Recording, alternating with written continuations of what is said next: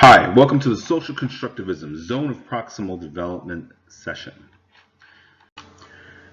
Have you ever had a student do any of the following? This is easy. I did the homework in 10 minutes. I think I understand the first part, but I'm not sure how to do the rest. This is really hard. I'm frustrated and I can't do the work. It just doesn't make sense. Well, you're not alone. We've heard students say this throughout all of our careers. The question becomes, why is that the case?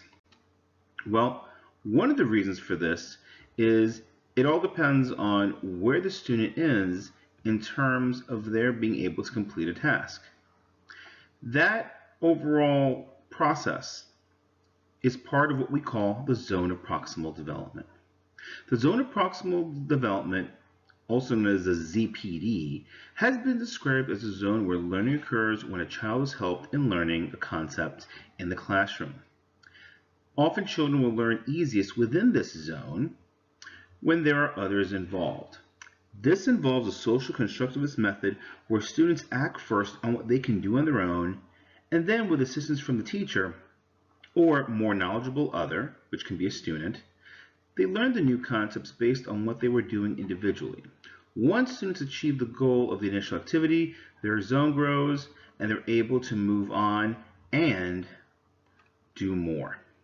So in short, the zone of proximal development is the place where you can provide guided support to students to help them when they can't do activities on their own and eventually get them comfortable enough where they can move on to the zone where they can do more on their own.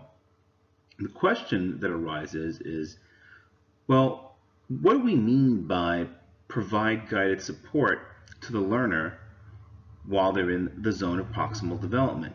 What kind of learner support can we provide students to get them comfortable enough to be able to move on their own? Vygotsky notes that one of the ways to do this is through scaffolding. Now, scaffolding can be seen as a teaching strategy when an instructor provides structured support in an activity to help students get to the next level of learning. The idea of scaffolding is that there are tasks that are just beyond the level of what a learner can do alone, and they need the extra support to help them to reach that next level. And again, the idea of a scaffolding activity is that a scaffolding activity builds on prior knowledge and helps students internalize new information. Scaffolding can include a variety of different tools, resources, everything from guides, images, texts. It can even be conversational questions that you can provide to your students to help them to think and consider their next move. The point is, scaffolding is also meant to be a temporary solution to help them get to the next level. Once scaffolding is no longer required, the scaffolding is removed since it's no longer needed by the student. So, in summary, the idea is that there are tasks in which a student just simply can't complete on their own.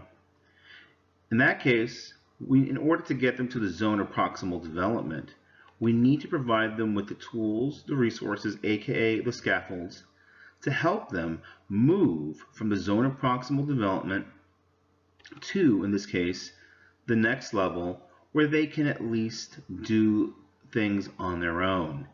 And again, this is where they move along the ZPD and become more knowledgeable others, who in turn can go back and help and support other learners in the process.